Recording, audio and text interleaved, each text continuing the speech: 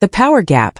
By establishing Lawrence as a man who thinks he is the big fish in the ballroom, the story builds intense pressure for the secret power, Seong-hyeon, to arrive and correct the balance. Just as Lawrence calls for security to have Edith removed as trash, the atmosphere in the ballroom shifts. The heavy doors swing open to reveal Seong-hyeon, the Shadow King, arriving with a silent, lethal motorcade of guards. His presence instantly commands the room, silencing the crowd and freezing Lawrence in his tracks. As Seong-hyeon crosses the marble in purposeful strides, making it clear that the man Lawrence thought he could ignore is the one who now owns the very ground Lawrence is standing on. The sky over Seoul didn't just rain that night. It mourned. Edith stood on the pristine marble steps of the Lawrence estate, her fingers trembling as she clutched a thin cardigan over her 3-month pregnant belly. Inside the house, the warmth of mahogany and expensive scotch felt like a distant memory, replaced by the freezing wind that whipped her hair across her face. The heavy oak door creaked open, but it wasn't Lawrence who stepped out. It was his mother, Mrs. Sterling, a woman whose elegance was as sharp and cold as a surgical blade. She didn't look at Edith as a human being, or even as the woman her son claimed to love. She looked at her as a glitch in a carefully curated bloodline.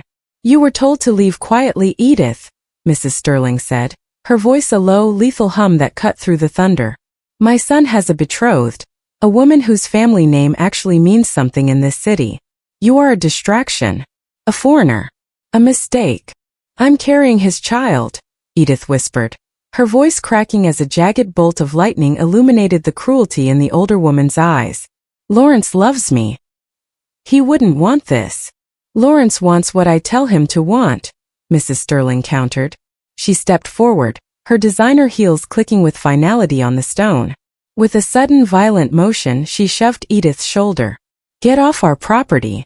If I see you near my son again, I will ensure you are deported before sunrise. You think we would let him ruin his legacy for a trapped baby?" Edith stumbled back, her heel catching on the slick edge of the step. She fell hard, the impact jarring her entire frame. A sharp, localized heat bloomed in her abdomen, a terrifying contrast to the freezing rain that began to pour in earnest. Mrs. Sterling didn't flinch.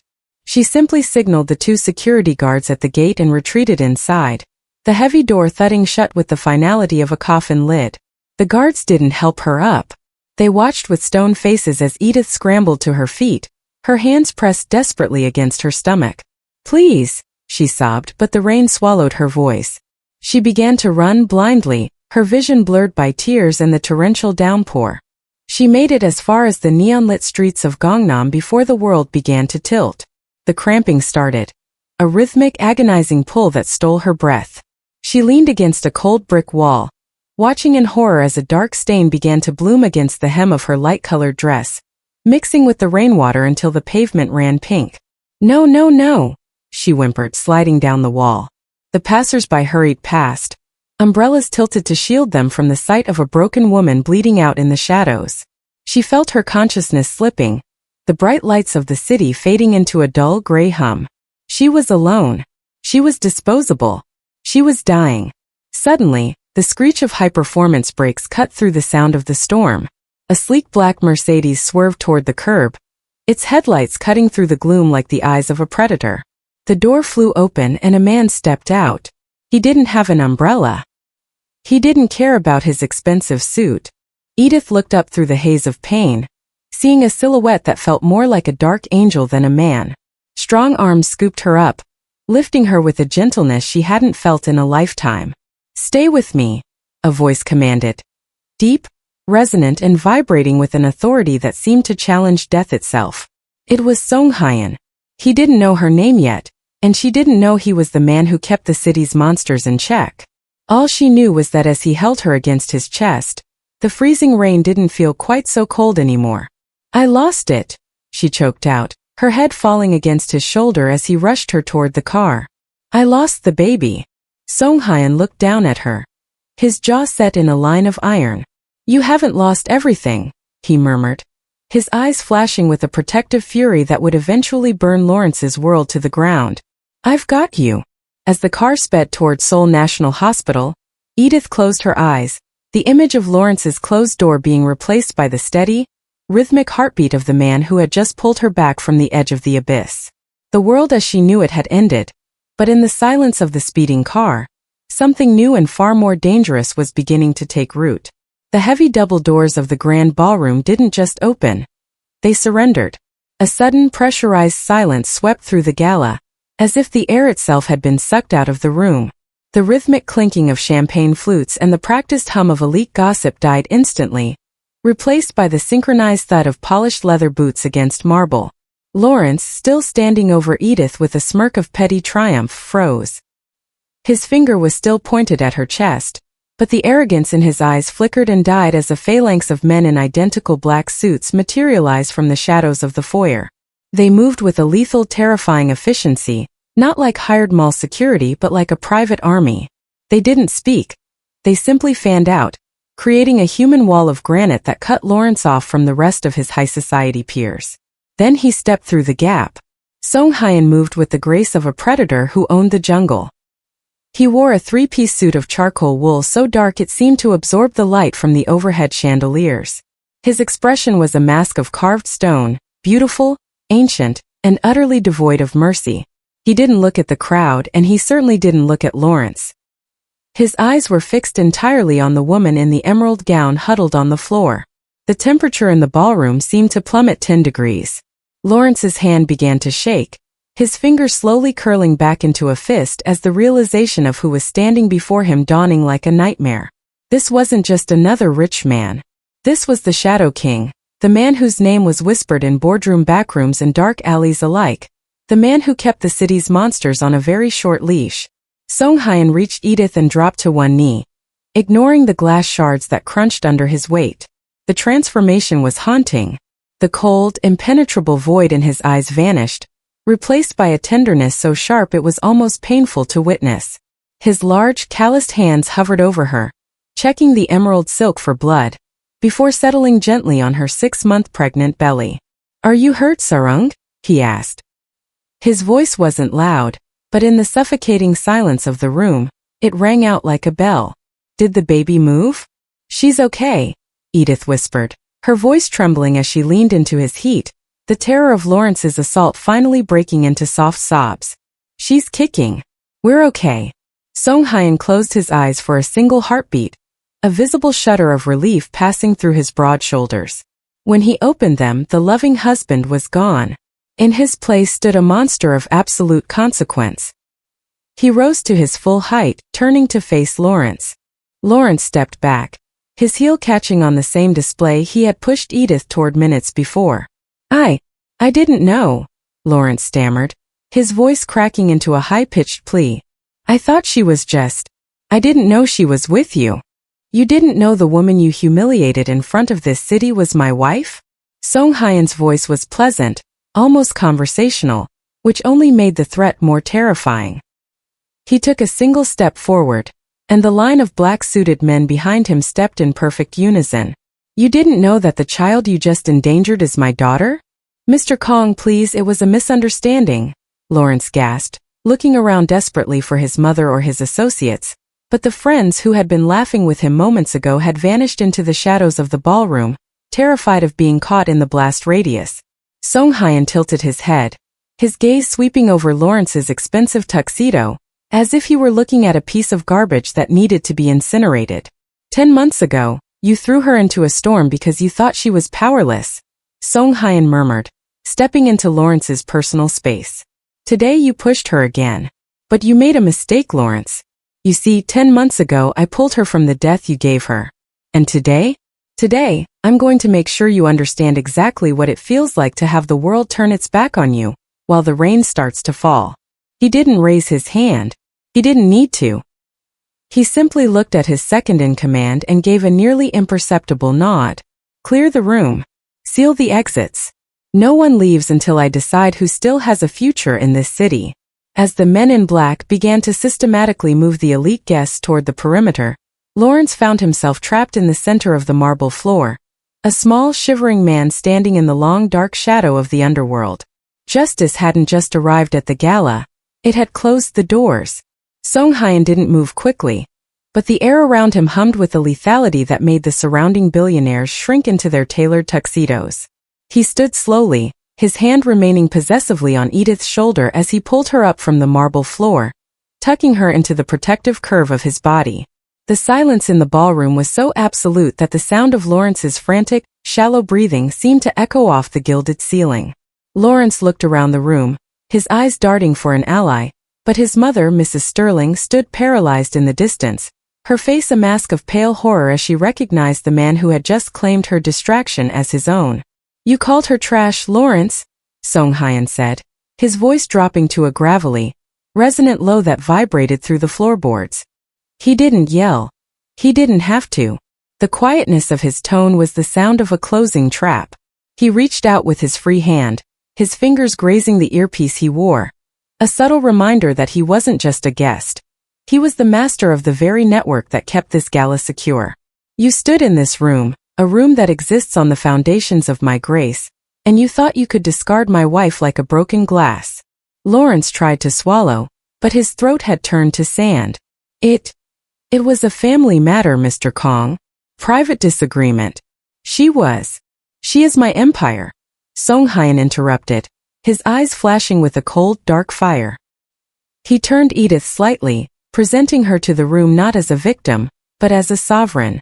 "Every camera in this building, every guard at the gate, every secret buried under the streets of this city belongs to me. And because she is mine, they belong to her. You didn't just push a woman tonight, Lawrence. You attacked the heart of the Korean underworld. You declared war on the only power in this country that doesn't care about your family's name or your father's stock prices." The terror in Lawrence's eyes shifted from shock to a raw, animalistic panic. He looked at the flank of men in black suits who had moved to block every exit, their expressions as unmoving as the stone pillars of the estate. He realized then that he wasn't in a ballroom anymore. He was in a cage. The friends he had been trying to impress only moments ago were now looking away, their silence a collective death sentence for his social and professional life. Seong-hyeon leaned in closer, his shadow completely swallowing Lawrence. 10 months ago, you watched her bleed in the rain and felt nothing," he whispered, loud enough only for Lawrence and the trembling Edith to hear. "You thought she was alone. You thought she was disposable because she had no one to speak her name in your language. But look at me, Lawrence. Look at her." He tightened his grip on Edith, his thumb tracing a protective circle on her arm. "From this moment on, your name is a ghost in this city. Your assets are a debt I am already collecting. You wanted to show everyone who she was? Now they know. She is the woman who will watch you lose everything." Seong-hyeon didn't wait for a response. He turned back to his second-in-command, his voice returning to a sharp, executive command. "The gala is over. Escort Lawrence to the library. I believe it's time he sees the files we've been keeping on his family's legacy. As for the rest of you," he said, his gaze sweeping the room with a terrifying finality, "remember whose wife you watched hit the floor tonight. Hope that I am in a forgiving mood tomorrow. I usually am not." With a gentle hand on the small of Edith's back, he led her toward the exit. Lawrence was left standing in the center of the floor, the heavy thud of the security team's boots closing in around him. He had spent his life thinking he was the lion, but as the shadows of Seong-hyeon's men eclipsed him, he finally understood he was merely prey that had wandered too far into the king's territory. The golden warmth of the ballroom had curdled into something clinical and cold. As Seong-hyeon vanished into the private elevator with Edith, Lawrence finally found the strength to move. His legs felt like lead, but the primal urge to escape the tightening noose of the Shadow King overrode the paralysis of his fear. He looked toward his mother, but Mrs. Sterling was already being escorted toward a side room by 2 silent giants in black, her face a mask of ruined pride. Lawrence didn't wait to help her. He turned and bolted toward the grand double doors he had entered through hours earlier, back when he thought he was the most important man in the building. He reached the heavy oak doors and threw his weight against them, but they didn't budge. They felt as solid as a mountain. 2 security guards stood on the other side of the reinforced glass, their faces shadowed and unmoving. They didn't even look at him. They simply stood like sentinels guarding a tomb. Lawrence pounded on the glass, his hands leaving sweaty smudges on the expensive panes. "Open the door," he screamed, his voice cracking. "Do you know who I am? I'm Lawrence Sterling. My family donated the wing this gala is being held in." The guards remained motionless.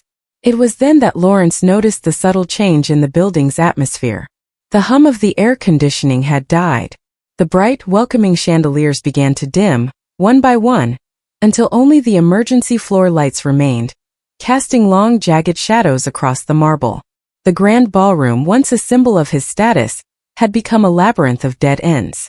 Panic, hot and jagged, rose in his throat. He spun around, searching for the service exits used by the catering staff. He ran past the abandoned buffet tables, his shoes slipping on the spilled champagne and the emerald-stained silk napkins that littered the floor. He found the door to the kitchens and burst through, expecting the frantic clatter of chefs and servers. Instead, he found a line of 5 men in black suits standing in front of the industrial stoves. They were waiting for him. They didn't move to grab him. They didn't have to. Their mere presence was a wall he couldn't climb. Lawrence backed away, his heart hammering against his ribs like a trapped bird. He ran toward the valet entrance, his mind racing through every back hallway he had ever traversed. Every time he reached a door, the result was the same. A soft electronic click of a remote lock engaging just seconds before his hand touched the handle, or the silent, looming presence of Seong-hyeon's men. He was being herded. Like livestock in a high-tech slaughterhouse, every path he took was carefully curated to lead him deeper into the bowels of the estate. He tried his cell phone, his fingers fumbling over the screen, but there was no signal. Seong-hyeon hadn't just locked the doors, he had erased the world outside. The security lockdown was absolute. Lawrence was trapped in a vacuum where his money, his name, and his connections had zero currency. He stumbled into a secondary lounge, gasping for air, and saw his own reflection in a floor-to-ceiling mirror. He looked pathetic. His bow tie was crooked, his hair was disheveled, and his eyes were wide with a terror he had once mocked in Edith. For the first time in his life, he realized that power wasn't about who you knew or how much you inherited. Power was the ability to close a door and keep it closed. A soft chime echoed through the building's PA system, followed by a voice that was as calm as it was terrifying. "Mr. Sterling," the voice said. It was Seong-hyeon's second in command. "The library is on the 3rd floor. We've laid out the files for you. Please don't keep the boss waiting. He's already started reviewing the accounts of your family's offshore shell companies." Lawrence felt his knees give out. The security lockdown wasn't just about the physical doors. It was about the walls of his entire life closing in. He looked at the final hallway, the only one left unblocked, which led directly to the elevators. He had spent 10 months thinking Edith was a ghost he had successfully buried. Now he realized he was the one being buried, and the man holding the shovel was waiting for him upstairs. With no other choice and the silent men in black closing the distance behind him, Lawrence stepped into the elevator and watched the doors slide shut, sealing him into the dark. The elevator doors slid open with a soft, clinical chime, revealing a hallway lined with mahogany and shadows. Lawrence stumbled out, his breath hitching as he was ushered into the sprawling library by 2 silent sentinels. The room smelled of old paper and digital ozone. At the center of the room sat Seong-hyeon behind a heavy desk, the light from a single desk lamp illuminating a stack of translucent tablets and physical folders. He didn't look up. He was focused on a series of scrolling financial graphs that glowed blue against the dimness. "Sit," Seong-hyeon commanded. It wasn't a request. Lawrence collapsed into a leather chair, his hands shaking so violently he had to tuck them under his thighs. "Whatever money you want, my father can. Your father is currently being informed that his legacy is a hollow shell," Seong-hyeon interrupted, finally looking up. His eyes were like twin depths of a frozen sea. He slid a tablet across the desk. "I don't want your money, Lawrence. I have more than enough of that. What I enjoy is the truth. And your truth is particularly filthy." Lawrence looked down at the screen. His heart stopped. It was a ledger, not from his family's legitimate holdings, but from a private exchange in the darker corners of the city's gambling districts. The numbers were staggering, highlighted in red, trailing back months to the night he had abandoned Edith in the rain. "You have a taste for more than just expensive scotch, don't you?" Seong-hyeon's voice was a low, dangerous purr. The cocaine habit wasn't enough. You had to play the high-stakes tables in Macau using company credit. You owe a staggering debt to a syndicate that doesn't answer to your family's lawyers. They answer to me. Lawrence's face turned a sickly shade of gray. I can pay it. I was just about to close the merger with the Han Group. That capital will cover everything. Seong-hyeon let out a short, mirthless laugh that made the hair on the back of Lawrence's neck stand up. He opened a physical folder and tossed a series of photographs onto the desk. They were images of Lawrence meeting with a man in a darkened parking garage. A man Seong-hyeon's investigators had identified as a disgraced former regulator. The Han Group merger, Seong-hyeon said, tapping the photos. My shadow investigator spent the last hour dissecting the due diligence reports you submitted to your board. It's a work of fiction, Lawrence. You faked the quarterly earnings of the subsidiary. You forged the signatures of the Han executives using a deepfake biometric software. You weren't merging companies. You were trying to commit a $3 billion fraud just to pay off your drug debts before your father found out. The air in the room felt heavy, suffocating Lawrence. Every secret he had carefully buried, every lie he had told to maintain his status as a golden son, was laid bare on the desk. He realized then that Seong-hyeon hadn't just been protecting Edith. He had been dissecting Lawrence's entire existence since the moment he picked Edith up from the pavement 10 months ago. You thought Edith was the weak link in your life, Seong-hyeon murmured, leaning forward into the light. You thought she was someone you could discard to keep your reputation clean. But while you were busy hiding your crimes, I was busy buying them. I own your debts now, Lawrence. I own the evidence of your fraud. And I own the testimony of the man you paid to forge those signatures. Lawrence looked at the files, the reality of his situation crashing down. The Shadow King hadn't just locked the doors of the Gala.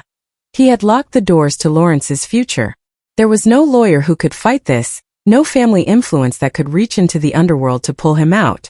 You humiliated my wife because you wanted to feel powerful, Seong-hyeon said, his voice dropping to a whisper that felt like a blade against Lawrence's throat. But true power isn't about pushing someone down. It's about knowing exactly where the bodies are buried, especially the ones you tried to bury alive. Seong-hyeon stood up, signaling the end of the meeting. The authorities are already waiting at the base of the elevator, but they aren't the ones you should be afraid of. The people you owe that debt to? They're much less patient than I am. As the guard stepped forward to haul a sobbing Lawrence toward the door, Seong-hyeon turned his back, looking out the window at the rainy Seoul skyline. The investigation was over. Now the retribution would begin. The sterile scent of antiseptic and the rhythmic, ghostly hum of a fetal heart monitor replaced the oppressive tension of the library. Edith lay on the narrow hospital bed, her emerald gown replaced by a thin, pale blue gown that seemed to emphasize how small she looked against the vast machinery of the private medical wing. Every few seconds, her eyes darted to the monitor, watching the jagged green line that represented their daughter's life.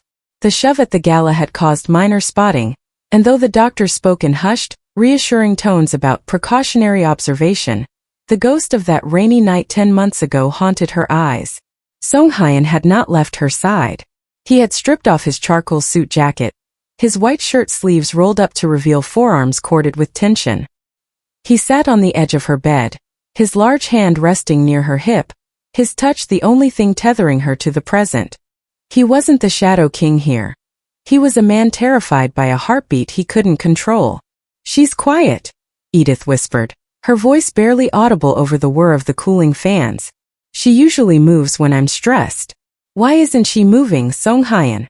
Seong-hyeon leaned forward, his forehead resting against hers. The man who had just dismantled a financial empire with a few keystrokes now looked fragile. The doctor said she's resting, Edith. The stress, it tired her out. But she is there. I can feel her. He shifted his hand, pressing his palm flat against the swell of her stomach. As if responding to his voice, a small distinct ripple moved beneath his touch. A soft, defiant kick. Edith let out a breath she had been holding since the glass shattered at the Gala. A single tear escaped, tracing a path down her cheek. I thought I was losing her. When I hit the floor, all I could see was the rain. I could feel the cold pavement again. I thought he was going to take this one too. Seong-hyeon's jaw tightened, a flash of the predator returning to his eyes before he softened them for her. He reached up, his thumb catching the tear before it could fall. No one is taking anything from you ever again. Not him. Not his mother. Not the world. He paused, his voice dropping to a vulnerable register she had never heard. I spent my life building walls so high that no one could get close enough to hurt me. I thought power was about being alone at the top. But then I found you in the rain, and I realized that true power is having something worth losing. And I am terrified, Edith. I am terrified of how much I love you both. Edith reached out, her fingers tangling with his. The high society world of the Gala, the vengeful schemes, and the underworld politics faded into the background. In this quiet clinical room, they were just two people forged in different kinds of fire, finding a common warmth. You saved me twice, she said softly. Once from the storm and tonight from the shame. I used to think I was an intruder in your life, Seong-hyeon. Like I was a guest in a kingdom I didn't earn. You are the kingdom, he countered fiercely, kissing her knuckles. Everything I have, everything I am, is the fortress I built to keep you safe. Lawrence thought he was humiliating a stranger. He didn't realize he was touching the only part of me that is still human. For the first time that night, Edith smiled. A small, tired but genuine expression. She leaned her head back against the pillows, the steady thump-thump of the monitor acting as a lullaby. The scare had passed, but it had left something deeper in its wake. A realization that they weren't just a powerful man and his protected wife. They were a family. Seong-hyeon remained there, a silent sentinel in the dim light of the hospital room. He watched her eyelids flutter shut, his hand never leaving her belly. He had spent the night uncovering Lawrence's debts and frauds, but as he sat in the glow of the heart monitor, he knew his work was far from over. The vigil wasn't just about waiting for the morning. It was the quiet before the storm he was about to unleash on the Sterling family. As long as Edith and the baby were safe, he could be a husband. But the moment the sun rose, he would go back to being the man who would make Lawrence wish he had never left the rain. The mahogany-paneled boardroom of the Sterling Group felt like a tomb. It was 3 o'clock in the morning, but the lights were blazing, reflecting off the trembling hands of Chairman Sterling. He sat at the head of the table he had ruled for 30 years, looking not at his advisors, but at the man who had occupied his office without firing a single shot. Seong-hyeon sat across from him, legs crossed, a tablet glowing with the cold blue light of Lawrence's forged documents and drug ledgers. He looked as refreshed and lethal as he had at the Gala, his dark eyes betraying no fatigue. Behind him, 4 of his men stood like shadows, their presence a silent reminder that the Sterling family's private security had already been neutralized. My son is a fool, Mr. Kong, the chairman began, his voice gravelly and thin. He is impulsive. He has made errors in judgment. But surely we can settle this. A settlement. A donation to your interests. 10 million. 20? We can make the incident with your wife disappear from the public record. Seong-hyeon tilted his head, a ghost of a smile touching his lips. A smile that didn't reach his eyes. You think I'm here for a bribe, Chairman? You think I care about your public record? Your son put his hands on my wife. He endangered my unborn daughter. He mocked her race and her presence in a country I have bled to keep stable. He slid the tablet across the polished wood. It stopped perfectly in front of the older man. Look at the screen. That is the internal audit of your subsidiary. Your son didn't just make an error. He committed a $3 billion fraud to cover a debt to men who eat people like you for breakfast. If I leak this to the Financial Supervisory Service, your stock will hit zero before the markets open. Your family legacy will be a footnote in a bankruptcy filing. The chairman's face went a sickly shade of parchment. He looked at the data, the forged signatures, and the cocaine fuel transactions. What do you want? I'm giving you a choice, Seong-hyeon said, his voice dropping to a low, terrifying hum. It's a simple one. The company or the son? The chairman blinked, confused. I don't follow. Option 1. Seong-hyeon began, ticking a finger. You protect Lawrence.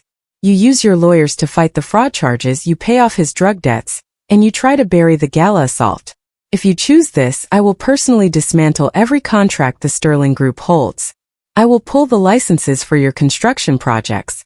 I will ensure your bank accounts are frozen under the Anti-Terrorism Act. You will keep your son, but you will both be beggars in the street by Friday. The chairman's breath hitched. He looked at the portraits of his ancestors on the wall, the men who had built this empire from nothing. Option 2, Seong-hyeon continued, his gaze unwavering. You sign over 49% of your voting shares to a trust one have established for my wife. You publicly denounce Lawrence and hand over the evidence of his fraud to the authorities yourself. You let him face the 15 to 20-year sentence he earned. In exchange, the Sterling Group survives. I will absorb the debts. I will stabilize the stock. Your legacy continues, but your son is deleted from it. You're asking me to throw my only child to the wolves, the chairman whispered, his eyes welling with a mix of shame and desperation. I'm asking you to do what you did to Edith 10 months ago, Seong-hyeon countered, his voice turning to ice. When she was pregnant and alone, you chose your family's reputation over a human life. You threw her into the rain to save your son's betrothal. I am simply bringing the rain back to your doorstep. The chairman looked at the pen on the table. He thought of the high-rise towers with his name on them. He thought of the gala where Lawrence had acted with such reckless, stupid cruelty. He realized then that Seong-hyeon wasn't negotiating. He was performing an execution. Silence stretched for a minute, broken only by the hum of the building's server fans. Slowly, with a hand that shook so violently the pen rattled against the table, Chairman Sterling reached out. He didn't look at Seong-hyeon as he pulled the documents toward him. Lawrence was always a disappointment, the chairman croaked, his voice breaking as he signed the first page. Seong-hyeon stood up, signaling to his men. He didn't offer a handshake. He didn't offer pity. He simply took the signed papers and tucked them into his jacket. Good choice, Chairman, Seong-hyeon said, walking toward the door. It's business after all. Just like the night you sent my wife into the storm. As the elevator doors closed on the broken old man, Seong-hyeon pulled out his phone. He didn't call the police. He called the hospital. Edith? It's done. The Sterling legacy belongs to you now. And Lawrence? Lawrence is about to find out how lonely it is when even your father stops answering the phone. The transition from Prince of Seoul to a ghost happened with the cold, digital precision of a surgical strike. Lawrence stood in the center of his luxury penthouse, the floor-to-ceiling windows offering a panoramic view of the city he thought he owned, but the view felt like a taunt. It was barely dawn when the chime of his smart lock echoed through the minimalist foyer, not the welcoming trill of a guest, but the harsh, droning hum of a system override. The doors slid open to reveal a team of movers in charcoal gray jumpsuits, led by one of Seong-hyeon's silent, stone-faced lieutenants. They didn't ask for permission. They began to crate the original oil paintings and the crystal decanters as if Lawrence weren't even standing there. What is this? Lawrence demanded, his voice thin and brittle. He reached for his phone to call his father, but the screen was a black brick. I have a lease. I have rights. The lieutenant didn't look up from his tablet. As of 3:15 this morning, the Sterling Group transferred the deed of this property to the Emerald Trust. Your father signed the eviction waiver personally. You have 10 minutes to gather your personal effects. Everything else, the furniture, the art, the clothes, stays. They are now the property of the woman you pushed. Lawrence felt a cold sweat break out across his shoulder blades. He reached into his pocket and pulled out his wallet, fumbling for his black titanium credit card. He needed a hotel. He needed a drink. He needed to disappear. He lunged for the door, stumbling past the movers, and headed for the private elevator. By the time he reached the street level, the world had already begun to erase him. He stood on the curb, waving frantically at a passing taxi. When the car pulled over, Lawrence swiped his card through the reader. A harsh red light flashed. Declined. Try it again, Lawrence hissed, his face flushing crimson. It's an unlimited account. The driver tried a second time. The machine let out a sharp, mocking beep. Card is blocked, sir. Invalid account. That's impossible, Lawrence shouted, but the driver was already pulling away, leaving him standing in the exhaust fumes. He pulled out his secondary cards, the gold, the platinum, the corporate accounts. One by one, he tried the ATM at the corner. Each time, the screen returned the same message. Access denied. Contact your primary guardian. The word guardian felt like a slap. Seong-hyeon hadn't just taken his money. He had placed Lawrence back into a state of infancy, stripping away every tool of his adulthood. Desperate, Lawrence began to scroll through his contacts on the burner phone he'd kept in his pocket. He called Marcus, his best friend since boarding school, the man who had been laughing the loudest at the gala. The phone rang once before Marcus picked up. "Marcus, thank God. Listen, my accounts are frozen. I need you to pick me up at the—" "I don't know who this is," Marcus interrupted, his voice flat and devoid of the usual camaraderie. "Marcus, it's Lawrence. Stop joking around. I'm standing on the street in my tuxedo. I've been advised that associating with you is a liability to my family's standing," Marcus said, sounding as if he were reading from a legal script. "Don't call this number again. The Sterling name is dead, Lawrence. Don't take us down with you." The line went dead. Lawrence stared at the screen as the friends he had spent millions on began to vanish in real time. On social media, his name was trending, but not for his wealth. Leaked footage of the gala shove was playing on every news loop, paired with headlines about the Sterling Group's restructuring and his father's public denouncement. He walked 3 blocks, his expensive Italian loafers pinching his feet, until he reached the private club where he spent his Friday nights. The doorman, a man Lawrence had tipped thousands over the years, stepped into his path before he could even reach the handle. "I'm sorry, Mr. Sterling. Your membership was revoked 10 minutes ago by order of the board. You are no longer permitted on the premises." "I made this club," Lawrence screamed, his voice cracking as the morning commuters began to stare. "I am Lawrence Sterling." The doorman looked at him with a pity that felt worse than hatred. "No, sir. You're just a man in a dirty suit blocking the sidewalk." The rain began to fall then, not the dramatic storm of 10 months ago, but a cold, steady drizzle that soaked through his silk shirt. Lawrence looked down at his hands, realizing he had nothing. No keys, no money, no friends, and no father to catch him. He was standing on the same pavement where he had once left Edith to bleed, finally understanding that the underworld Seong-hyeon ruled wasn't just made of shadows and secrets. It was a place where, once the doors were locked, no one could hear you scream for a life that no longer existed. The cold, damp air of the morning felt like a shroud as Lawrence sat huddled in the back of a dingy 24-hour diner, the only place left that would take his last few crumpled bills. He watched the news flickering on a wall-mounted television, his own name crawling across the ticker tape like a death sentence. He was waiting for his father to call back, waiting for a miracle, but the only thing that arrived was the low, rhythmic thrum of black sedans pulling into the parking lot. The diner's bell chimed with a sharp, final note. Lawrence looked up, expecting his father's lawyers, but his heart plummeted into his stomach as a team of detectives in trench coats entered, led by an official from the National Intelligence Service. Behind them, standing just inside the doorway with the stillness of a winter frost, was Seong-hyeon's second-in-command. He wasn't there to intervene. He was there to watch the harvest. "Lawrence Sterling," the lead investigator said, the sound of metal handcuffs rattling against a leather belt. "You are under arrest for multiple counts of corporate espionage, grand-scale securities fraud, and the theft of proprietary biometric data from the Han Group." Lawrence scrambled to his feet, his chair screeching against the linoleum. "Espionage? That's impossible. I didn't steal anything. I was negotiating." "You have no proof of where that data came from." The investigator didn't flinch. He opened a digital tablet and turned it toward Lawrence. "Actually, we have the complete digital trail. Every encrypted file you transferred, every password you bypassed in the Han Group's secondary server. It was all logged and delivered to us this morning."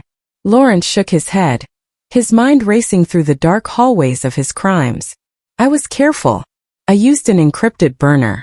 No one had access to that drive except—" He stopped, his breath catching in a jagged lump in his throat. The memory of the gala flashed back, but not the moment he pushed Edith. He remembered the moments before, in the VIP lounge, when he had left his jacket on the chair to confront her. He remembered her standing near his table, her eyes wide with what he thought was fear. The investigator leaned in, his voice dropping to a clinical chill. "The evidence didn't come from a hack, Lawrence. Came from a physical copy. The final piece of the puzzle, the decryption key for the Han files, was recovered from a device found on the person of your ex-wife, Edith Kong. It seems you left your jacket unattended long enough for someone with a very steady hand to recover what you tried to hide." The world tilted. Lawrence looked at Seong-hyeon's man by the door, who offered a single, slow nod. The realization hit him like a physical blow to the chest. Edith hadn't just been a victim at the gala. She had been the bait. She had known exactly what was in his pockets because Seong-hyeon's shadow investigators had already mapped Lawrence's movements. She had walked into that den of lions not as a lamb, but as a silent executioner, retrieving the weapon that would finally destroy him. She took it? Lawrence whispered, his knees buckling as the detectives moved in. She set me up. She didn't set you up, Lawrence, the investigator countered, snapping the cuffs around his wrists with a cold metallic finality. She just made sure your secrets didn't stay buried in the dark. She provided the justice you denied her 10 months ago. As they led him out of the diner, the rain began to pour again, soaking into Lawrence's disheveled tuxedo. He looked toward the black sedan idling at the curb and saw the silhouette of a woman in the back seat. The window rolled down just an inch, enough for him to see Edith's calm, steady gaze. She didn't look angry. She didn't look vengeful. She looked at him with the detached pity of someone watching a fire burn itself out. She had been the foreigner he thought he could discard. She had been the mistake his mother tried to erase. But as the police car door slammed shut, Lawrence finally understood the truth. He had spent his life trying to own the world, but in the end, the woman he had pushed into the rain had become the one who owned his destiny. The legal trap hadn't been built by lawyers or politicians. It had been built by the quiet strength of a woman who refused to stay down, and a husband who ensured she would never have to again. The calm that had settled over their lives in the months following Lawrence's arrest shattered at 3 o'clock on a Tuesday afternoon. Edith was in the nursery, her fingers tracing the hand-carved mahogany of the crib, when the first contraction hit. Not a gentle warning, but a jagged tectonic shift that forced the air from her lungs. She gripped the edge of the railing, her knuckles turning white against the dark wood, as a warmth she had prayed for and feared in equal measure signaled that the time had come. Seong-hyeon was in a high-level briefing across the city, his eyes fixed on a map of the shipping docks, when his private phone vibrated with the specific, rhythmic sequence that meant only one thing. He didn't say a word to his lieutenants. He simply stood, his chair screeching against the floor, and walked out. By the time he reached the elevator, his voice was a cold, surgical instrument of command over his earpiece. "Initiate the Emerald Protocol," he barked. Now, as he slid into the back of his armored sedan, the city of Seoul began to change. Seong-hyeon didn't just own the underworld. He owned the digital pulse of the metropolis. From the central command center of his security firm, his technicians bypassed the municipal grid. All across the main artery from their estate to the VIP medical wing, the traffic lights didn't just turn green, they stayed green. Digital transit boards that usually flash stock prices and weather updates suddenly displayed a single, cryptic message: emergency passage. Clear the lanes.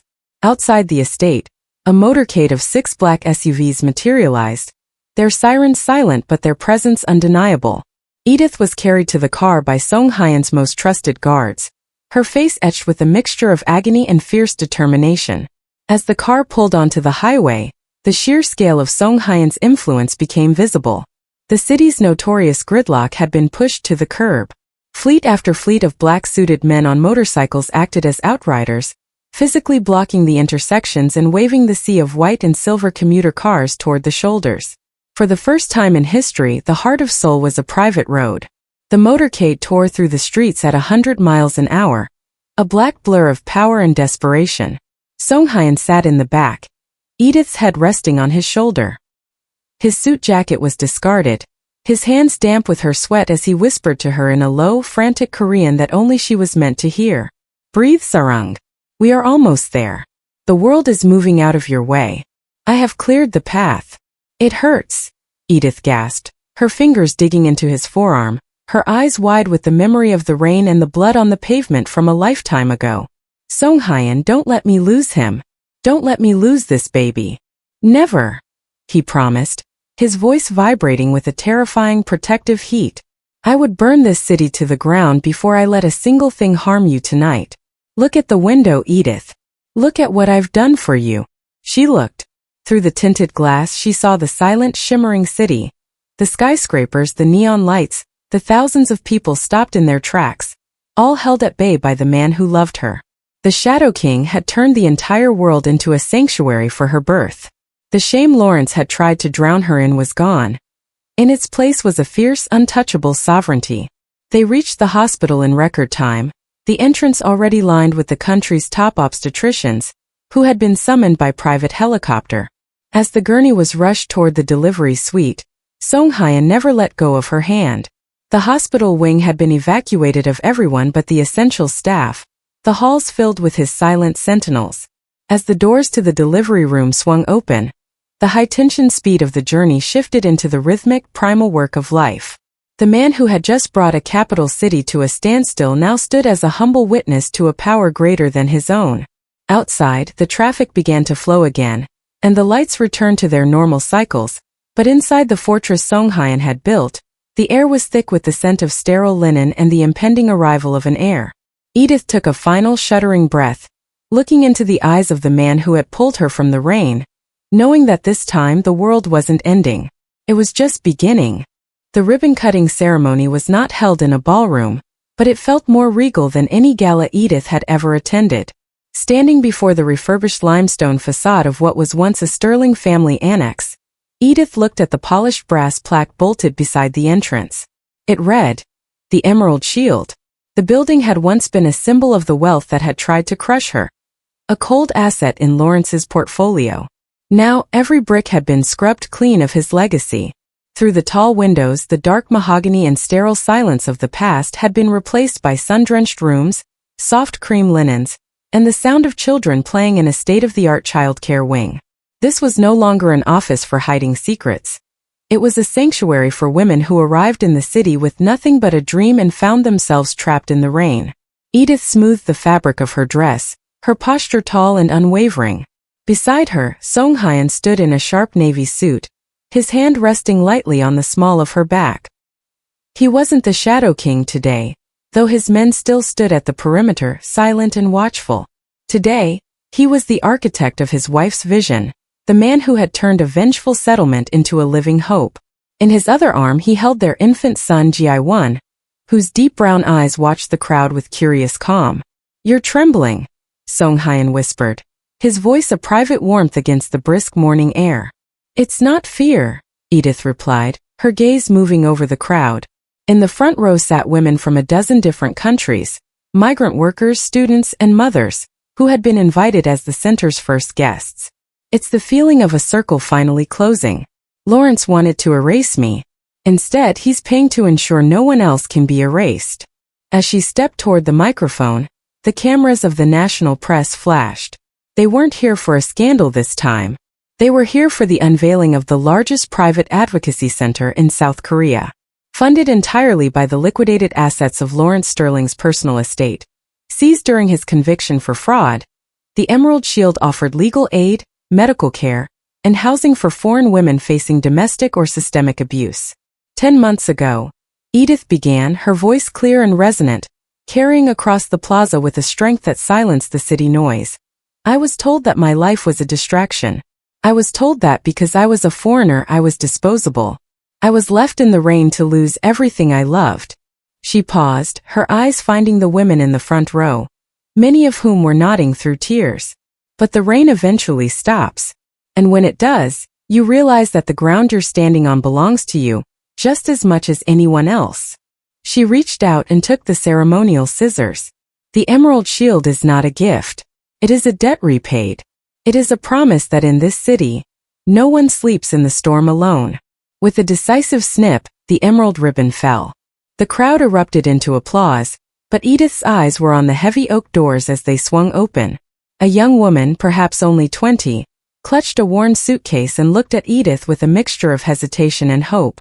Edith stepped forward, ignoring the reporters and the dignitaries, and reached out her hand.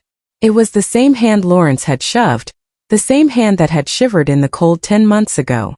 "Welcome," Edith said, her voice a steady anchor. "You're safe now. Come inside." Seong-hyeon watched from the steps, a rare, genuine smile softening his features. He had spent years ruling the city through fear and shadows, believing that power was a shield you held for yourself. But as he watched Edith lead the first group of women into the building bought with her enemy's ruin, he realized he had been wrong.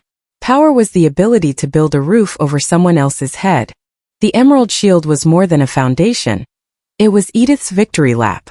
As the doors closed behind the last of the women, the sunlight caught the green glass of the atrium, casting a protective, shimmering light over the foyer. The sterling name was a stain that had been bleached away by the sun, leaving behind something far more durable. A legacy of mercy forged in the heart of the underworld. The penthouse was silent, a vast cathedral of glass and shadow perched high above the neon arteries of Seoul. It was a silence that no longer felt heavy or hollow, it felt earned. Edith stepped out onto the balcony, the crisp night air catching the hem of her silk robe. In her arms Jaewon was a warm rhythmic weight, his soft breaths puffing against her neck as he slept, blissfully unaware of the storms that had cleared the way for his arrival. Looking out over the city, Edith saw a landscape transformed. The sprawling lights of Gangnam and the shimmering reflections on the Han River were no longer the territories of a hostile world that had tried to drown her. They were the borders of her home. Down there in the grid of glowing streets, the emerald shield was a beacon that stayed lit through the night, a promise she had kept to her past self. She thought of Lawrence, now a mere number in a cold cell, and his mother, stripped of the influence that had once been her only armor. Their names were whispers in the wind, disappearing into the vastness of the city they had failed to gatekeep. A familiar warmth settled behind her. She didn't need to turn to know Seong-hyeon was there. He moved without a sound, a phantom in his own kingdom, until he draped a heavy cashmere throw over her shoulders. He stepped up beside her, leaning his forearms on the railing, his profile sharp against the city lights. The man who had once been a terrifying mystery to her was now her anchor, the shadow that had taught her how to stand in the light. "The city is quiet tonight," Seong-hyeon murmured, his gaze sweeping over the horizon with the watchful eye of a gardener who had finally pulled the last weed. "It's peaceful," Edith replied, resting her head against his shoulder. "For the first time I don't feel like I'm hiding. I don't feel like I'm waiting for the other shoe to drop." Seong-hyeon turned his head, his eyes softening as they landed on her and their son. "The shoes have all dropped, Edith. There are no more enemies left in the dark. And if one ever dares to emerge, they'll find that the shadows belong to you now."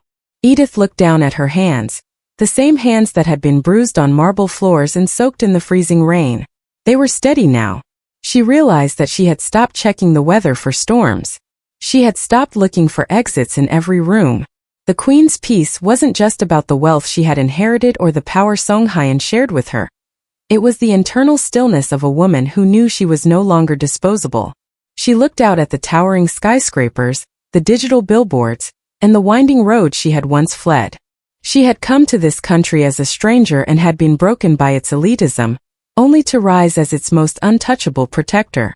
She was a black woman who had survived the worst of the underworld, only to realize that the underworld was merely a foundation for the life she was building. "I'm not afraid of the dark anymore," she whispered, more to herself than to him. Seong-hyeon reached over, his hand covering hers and the baby's back, a singular unit of strength. "You shouldn't be. The dark is where we found each other. It's where you became a queen." A soft breeze stirred the air, carrying the faint scent of jasmine and rain-washed stone. Edith took a deep, steady breath, closing her eyes for a moment to simply exist in the silence. The rain 10 months ago had felt like the end of the world, but as she stood on the balcony of her empire, she knew it had just been the beginning of her reign. She was no longer a refugee of the storm. She was the commander of the shadows, and as she looked over Seoul, she knew that every light below was a witness to her survival. She was home, she was loved, and for the first time in her life she was truly free.